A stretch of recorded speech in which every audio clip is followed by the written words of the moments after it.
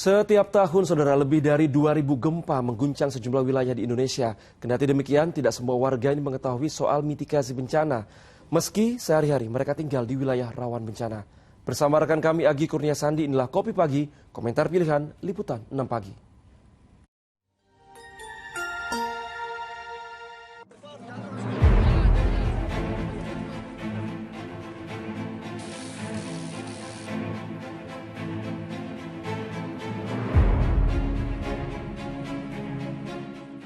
Sepekan setelah gempa meluluh lantakan Cianjur, tim SAR masih terus melakukan pencarian terhadap korban yang hingga kini belum ditemukan. Bantuan untuk korban selamat pun terus disalurkan. Sebenarnya, bagaimana langkah penanganan setelah gempa, mengingat Indonesia termasuk wilayah yang rawan bencana? Bersama saya, Agi Kurnia Sandi, dengan juru kamera Kemal Prasetyo. Inilah Kopi Pagi, komentar pilihan Liputan 6 Pagi.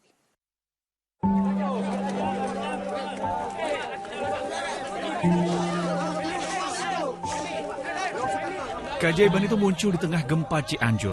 Aska Maulana Malik ditemukan selamat setelah terhimpit selama 3 hari di reruntuhan tembok rumahnya di Kampung Rawacina, Desa Nagrak, Cianjur.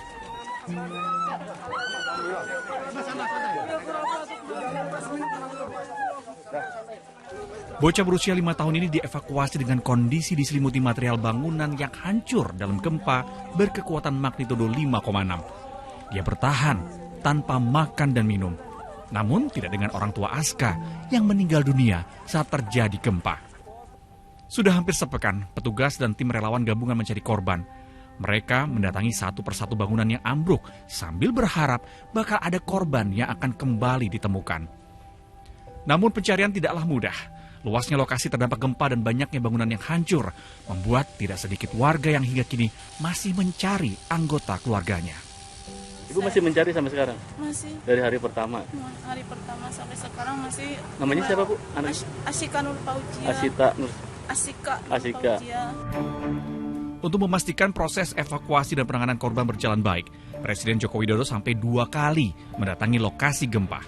Evakuasi menjadi prioritas saat ini. Kita konsentrasi.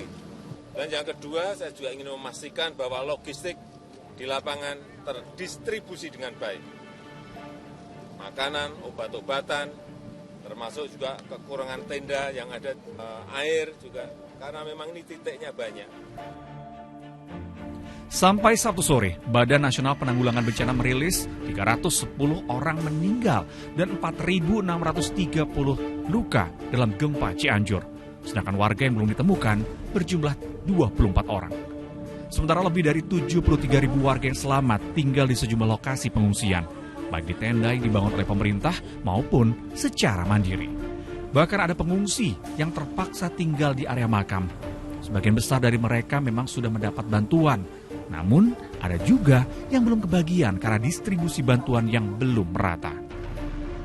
Buat itu karpet buat tidur, bantal, guling masih kurang tuh kasur kecil. Kasur kan ini kalau malam itu suka ada itu angin, hujan, apalagi ini di atas pemakaman kan. Semua kebutuhan terpenuhi lah gitu. Awalnya mungkin dari penerangan ya. Penerangan di hari pertama sampai hari ketiga itu tidak ada. Yang sangat dibutuhkan juga air bersih ya. Air bersih yang tentunya yang sangat penting untuk ibadah, juga untuk minum, juga untuk mandi. Kebutuhan mendesak, kebetulan tadi datang warga meminta pakaian dalam ya, terutama ibu-ibu ya. Kalau bantuan makanan kayaknya sudah terpenuhi, jadi kebutuhan yang paling mendesak itu pakaian dalam sama popok. Tentunya kalau lihat bencananya seperti ini, koordinasinya sangat kurang, sangat mes ya. Jadi kita mempunyai data masing-masing karena kebanyakan yang ingin membantu itu melihat dari media sosial. Kalau seorang posting satu direspon oleh ratusan, akhirnya numpuk di satu tempat. Selain penanganan pasca gempa, mitigasi bencana menjadi pengetahuan yang tidak boleh disampingkan. Mengingat Indonesia menjadi salah satu negara yang rawan bencana. Akibat gempa yang ada di lokasi Desa Gasol, rumah Bapak Deni ambruk.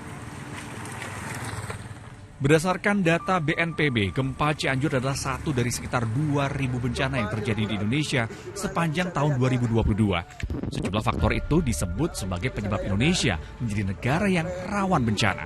Salah satunya karena Indonesia terletak di pertemuan 3 lempeng, yaitu lempeng Indo-Australia, lempeng Eurasia, dan lempeng Pasifik. Sepanjang tahun, setiap lempeng terus bergerak atau bergeser sehingga membuat Indonesia rentan mengalami bencana alam seperti gempa bumi tektonik, tsunami, hingga erupsi gunung berapi. Dalam catatan kami, Indonesia pernah mengalami gempa besar yang menewaskan banyak orang. Di Aceh misalnya, pada 26 Desember 2004, gempa dengan kekuatan 9,3 skala Richter bukan hanya menimbulkan tsunami dengan ketinggian 30 meter, namun juga menelan 230.000 korban jiwa. Lalu, gempa yang mengguncang Nias, Sumatera Utara pada 28 Maret 2005. Gempa 8,7 skala Richter yang getarannya terasa hingga Bangkok, Thailand ini menewaskan 1.346 jiwa. Setahun kemudian, tepatnya 17 Juli 2006, gempa juga terjadi di lepas pantai Pangandaran, Jawa Barat. Gempa berkekuatan magnitudo 7,7 ini diikuti dengan tsunami setinggi 21 meter. Saat gempa, 668 orang tewas dan 65 dinyatakan hilang atau diasumsikan tewas. Di tahun yang sama, gempa juga mengguncang Yogyakarta dan Jawa Tengah. Tak hanya meratakan banyak bangunan, gempa Yogya juga menewaskan 6.234 orang. Sedangkan jumlah pengungsi dilaporkan mencapai 200.000 orang. Sedangkan di tahun 2009, gempa meluluh lantakan kota Padang dan sejumlah kota lain di Sumatera Barat. Gempa berkekuatan 7,6 skala Richter menewaskan 1.117 jiwa. Terakhir, yang banyak menelan korban adalah gempa di Palu dan Donggala, Sulawesi Tengah. Gempa di wilayah ini sempat memicu tsunami hingga 3 meter. Korban tewas akibat gempa ini mencapai 2.113 orang dan hampir 5.000 orang terluka sehingga harus dirawat di berbagai rumah sakit. Nah, kondisi di Rumah Sakit Umum Sayang Cianjur ya, Komandan. Meski berada di wilayah rawan gempa, ternyata tidak banyak warga yang mendapatkan pengetahuan tentang mitigasi bencana. Mereka mencari info untuk menyelamatkan diri dengan caranya masing-masing. Menghindar ya. Ya menyelamatkan diri lah, lari dari